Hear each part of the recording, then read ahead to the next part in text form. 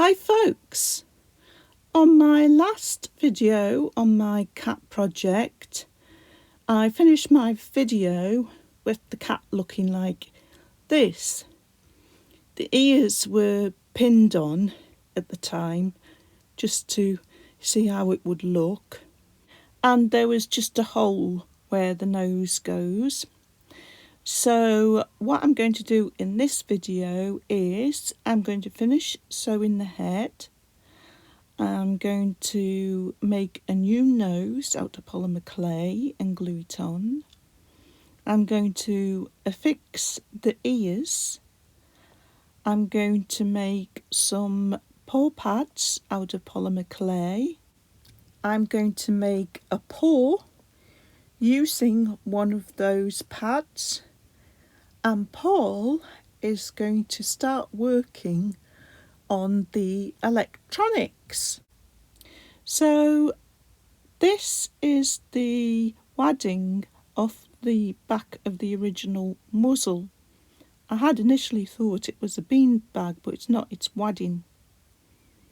So the muzzle that I made is smaller, so I snipped off the excess of the wadding and then I pushed it under the fur, which was awkward.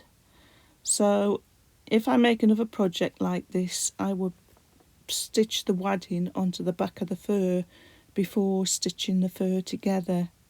I'm basing the nose on this Joy for All cat.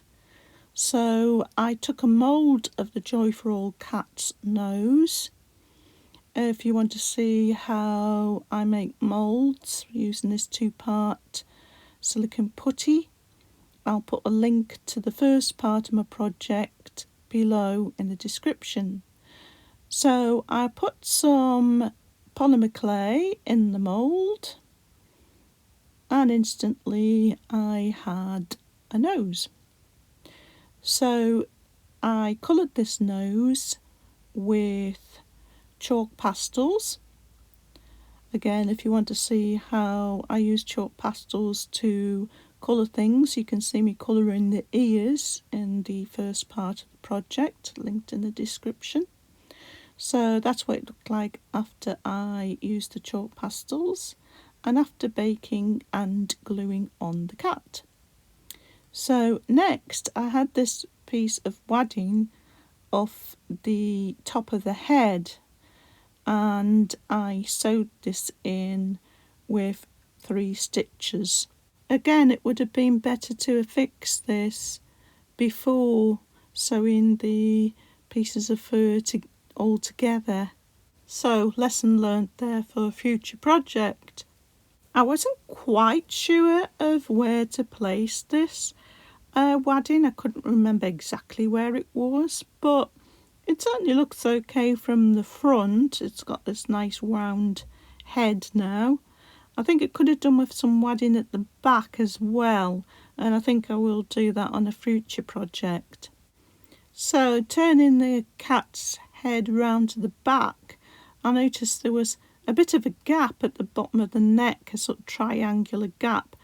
So I filled that in with a piece of the darker caramel fur, like a triangle of that. And now it all seems pretty secure. So I had a look to see how the ears would look on the top of the head. So when I put holes in previously, I've used this tool, but Paul said I'd be better using this tool. I believe it's called a drill chuck, and this removes the material out of the thing you're putting a hole in as you put the hole in, so it doesn't stress the material and cause cracks to form. So I put the hole all the way through. You can actually still see the drill end of the drill bit coming out the back of the ear. And there's the nice neat hole. So I put several holes in the bottom of both the ears, and this is what they looked like when I got all the holes in. So the cat's got both the ears on now, sewn sewn the ears on using those holes.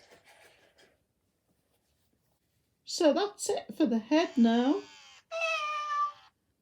So the next part of the project is going to be Paul working on the electronics.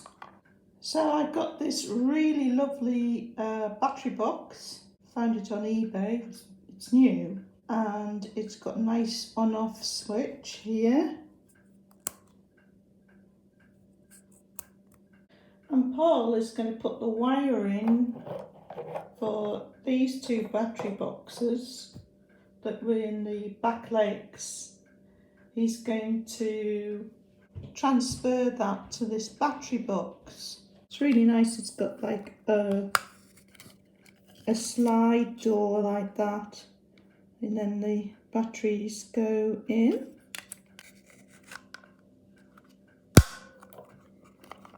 And then fix a little screw in there when your batteries are in.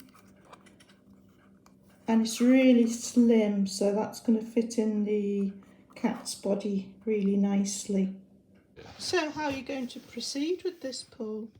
I think we'll cut this ribbon cable once we've taken the batteries out, put the batteries back in, and take some measurements with a multimeter across this ribbon cable to see what the switch function is, where it's putting the voltages when you operate the switches, because you just want it to turn on and off. You're not interested in the try-me function. Yeah.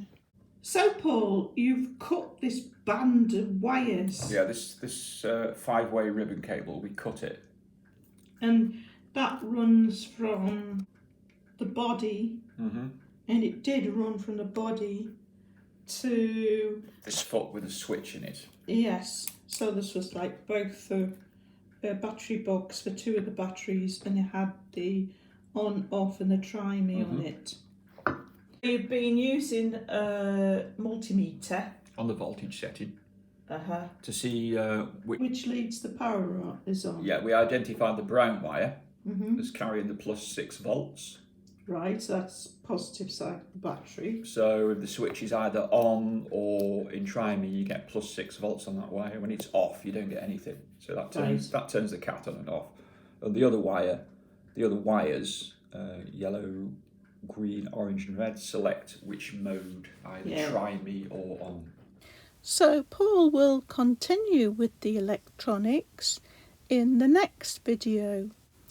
And the rest of this video is going to be about me making these paw pads and using one of these paw pads to make a paw and a leg for the cat.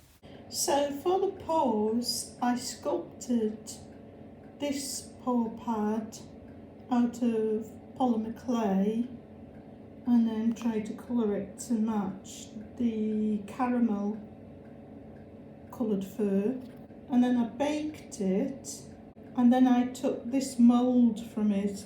If you're wondering why this mould looks a bit sort of scruffy, it was because it was very warm when I was making it, and it cured really quickly as soon as I started to take it off.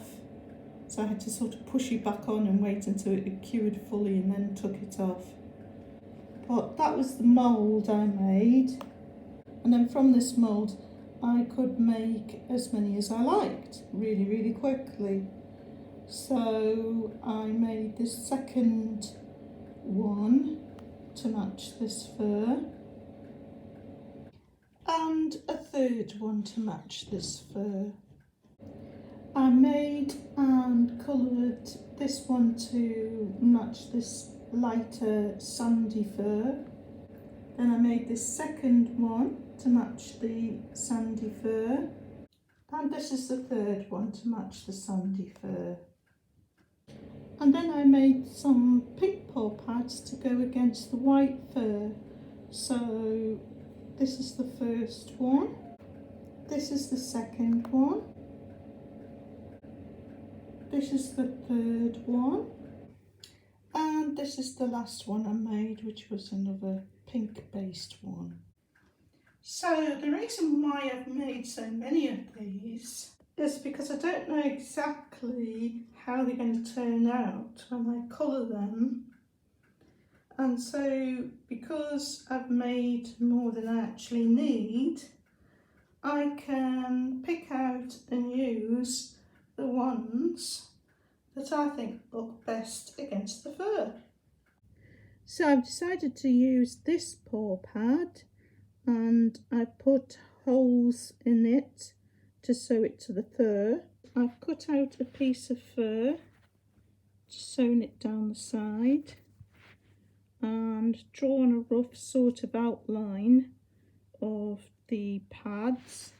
I'm just going to start with the largest pad at the back first, so I've cut a hole for that. I've trimmed the fur a little bit because it was really long. I don't want it really long on the bottom of the foot. So next I'm going to sew that to this piece of fur.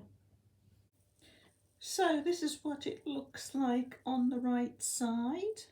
I've just snipped some little holes for the paw pads and sewn it through the holes that I made on the polymer clay.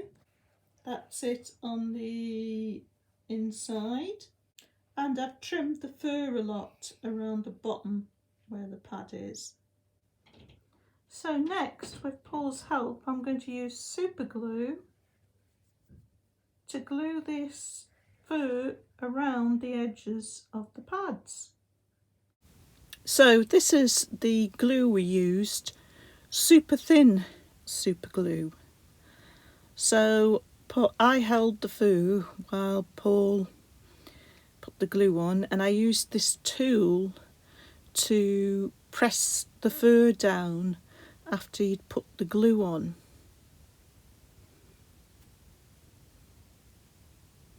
And this tool I used was also good for pushing the fur back from the pad before Paul put the glue on. It's really a two-person job. So this is what it looked like when we were about halfway through doing the gluing. And this is a bit of a clearer shot to show exactly what we were doing.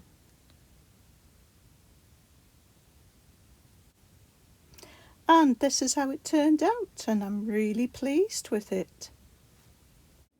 So to get the shape of the leg, I'm using my Joey for All cat. So I've pinned some more fur to the piece I had with the paw on. Pinned 2 more pieces around the cat's leg to get the right shape and size. So I'm going to put some tacking stitches in that and then turn it the right way and see how it looks. So this is the paw and the leg on the inside sewn up, and this is what it looks like when it's been turned on the right side. So that's it for this video. In the next video I'll be working on the body of the cat, the other legs and the tail, and Paul will be finishing the electronics. But for this video, thanks for watching as always, and hope to see you next time.